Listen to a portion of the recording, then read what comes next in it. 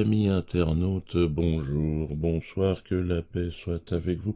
Acte 9, c'est pour demain. Non seulement ce mouvement extraordinaire des Gilets jaunes ne s'essouffle pas, contrairement à ceux qui essayent de nous faire croire les médias de propagande de la haute finance, non, non, non. Bien au contraire, il s'enracine, ce mouvement, inéluctablement, irrémédiablement, j'ai envie de dire, dans les profondeurs de la France, de l'esprit, de l'âme française même. Ah oui, si je me laissais aller, c'est ce que je dirais. Nul ne peut dire d'ailleurs où ce mouvement nous emmènera, mais il nous emporte, tel un vent, le vent nouveau, le vent de l'espoir. Il apaise nos peurs, ce vent. Il nous remplit de courage. J'ai la nostalgie de la chanson, là. Et puis, surtout, il nous rassemble. C'est un mouvement extraordinaire. Chrétiens, musulmans, patrons, employés, noirs, blancs, paysans, ouvriers, tous unis. Ce que la politique et les médias ne sont pas parvenus à accomplir, eh bien, ce mouvement des Gilets jaunes le réalise. Sans calcul, sans stratégie, dans le plus naturellement du monde, les gens se rassemblent au carrefour. Et c'est un mouvement qui touche en plus en profondeur le cœur des gens, faisant naître les sourires sur les visages des passants, comme si nous nous apprêtions quelque part à accueillir une bonne nouvelle, on est heureux d'être là ensemble, comme si nous nous apprêtions à célébrer le retour de Jésus, quelque part parmi nous. Ouais. Jésus ou l'Éternel, peu importe, vous l'appelez comme vous voulez, celui ressuscité d'entre les morts pour nous libérer de toute la merdasse. Le mouvement entre donc dans une phase quasi messianique. Le cœur de la revendication n'est plus seulement politique, social, économique, il se retrouve sur le terrain de la foi, de l'engagement, sur le terrain du cœur.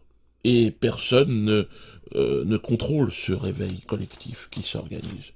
Il semble provenir d'ailleurs, ce réveil de je ne sais où, de notre propre nature, de l'instinct collectif de vérité. Bon. Et si le leader naturel des Gilets jaunes n'était autre que le créateur lui-même, le créateur de la vie. Non, non, mais je me prends à rêver, en tout cas l'obsolescence programmée du système républicain et de ses outils de contrôle, de domination, pourrait être la démonstration de ce que je suis en train de vous dire.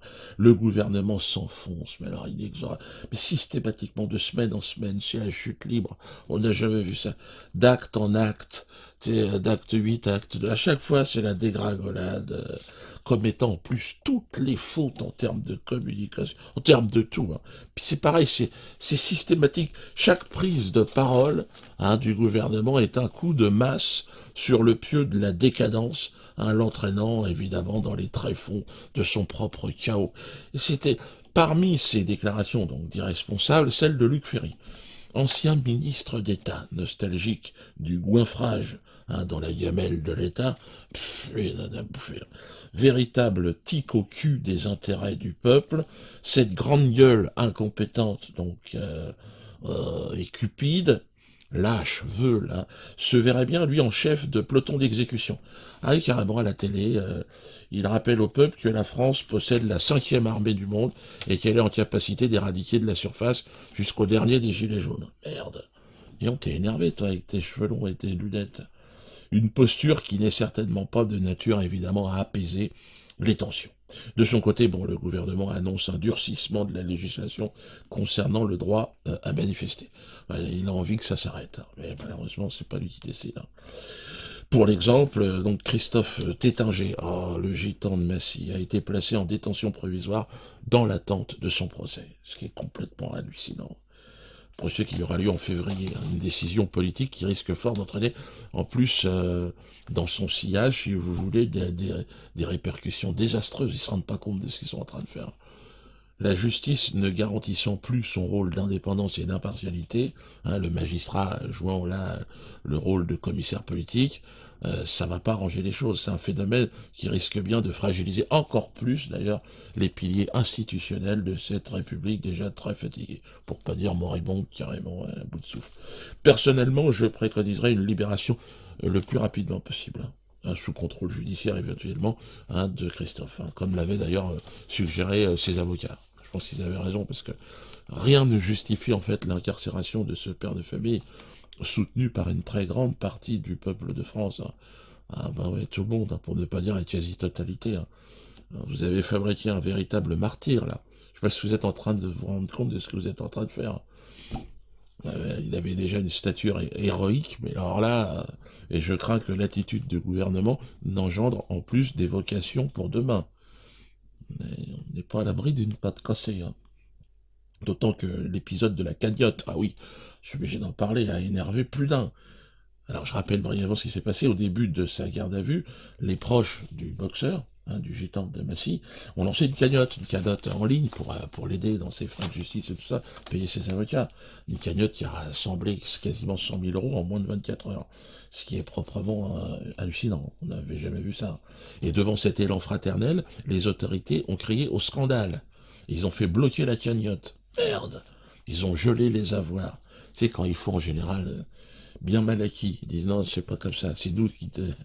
Alors ainsi que menacés de poursuite, les donateurs, en plus de ça, ils sont allés jusque-là. Tous ceux qu'on donnait doivent être poursuivis, pour complicité, coup de blessure peut-être, d'apologie de mes couilles. Donc là, on est arrivé à un niveau, en stoppant cette cagnotte, l'État envoie un signal fort. On vous emmerde, c'est ce qu'ils disent au peuple. On est les plus forts, on contrôle tout, bande de cons. On appuie sur un bouton, on vous écrase votre gueule. Ouais, mais bon. En plus de la répression et de l'humiliation, l'État joue la carte de l'embrouille. Tu sais, je suis plus fort et je t'emmerde et je te crache à la gueule. En mettant en place une cagnotte pour les forces de l'ordre. Pour répondre à la cagnotte, ils ont dit on va faire une cagnotte pour les flics. Cagnotte qui, au bout de quelques jours, aurait soi-disant atteint la somme d'1 million d'euros. Ils auraient pu mettre 1 milliard. Mais bon, il y en a un qui a dit, attendez, on va se faire repérer. Mais en regardant de plus près, il apparaît que les versements seraient plus ou moins faits automatiquement. Toi, c'est ça. C'est-à-dire qu'il y a autant de versements à 5 heures du matin qu'à 14 heures, toi, ce qui n'a pas de sens. Les gens, à 5 heures du matin, ils se réveillent pas, ils disent, tiens, non. Une pitoyable mise en scène, une arnaque en communication, tendant à faire croire donc que le peuple soutient les coups de matraque et les tirs de flashball dans la gueule. C'est pas possible.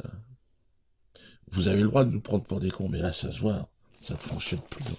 Et l'acte 9 risque fort d'être très violent, malgré les efforts du système, qui sort de sa manche les vieilles figures politiques. Ouais, j'ai vu, là, comme tapis. Ah, merde. Bon, il soutient les gilets jaunes sur tous les plateaux télé. Il vient avec ses cheveux gris, avec sa gueule de cancéreux, puis il dit, ouais, c'est gentil, mais c'est pas vraiment raisonnable. Hein. Franchement, qu'il aille se reposer, parce que quand on a un cancer, il s'est fait opérer, là, c'est pas aller, il est malade, il continue à patauger dans cette fausse merde des médias. Je trouve qu'il y a quand même un côté un petit peu pornographique à chialer sur sa fin de vie, sur les plateaux. Tu sais, t'as face à des putes maquillées, l'autre il est là, il chiale à moitié, qui n'attendent d'ailleurs que de le faire chialer. J'ai rien contre lui, hein, mais j'avais envie de vomir quand j'ai vu ça. Je trouve ça dégueulasse. Enfin bon. Bref, gilet jaune, donc dispo en boutique. Ça c'est pas dégueulasse, c'est clair et net. Chut, tu payes, t'en as un chez toi. Ah ouais, j'ai failli virer l'ananas parce que je suis énervé. Libéré Christophe, rendez-vous pour rire à Nantes. À Mantes, il y a Mantes et Nantes. C'est juste la première lettre qui change. Hein. Mais ça change tout, parce que si vous venez à Mantes alors que vous avez réservé à Nantes, pour ça réfléchissez bien. Là, on a commencé déjà Rouen, Caen. On sera à Rennes, à Paris. Rendez-vous pour l'acte 9. Évitez, si possible, l'acte 9, de vous faire tirer dessus ou de mourir. Hein. Mais bon, si vous pouvez pas faire l'économie,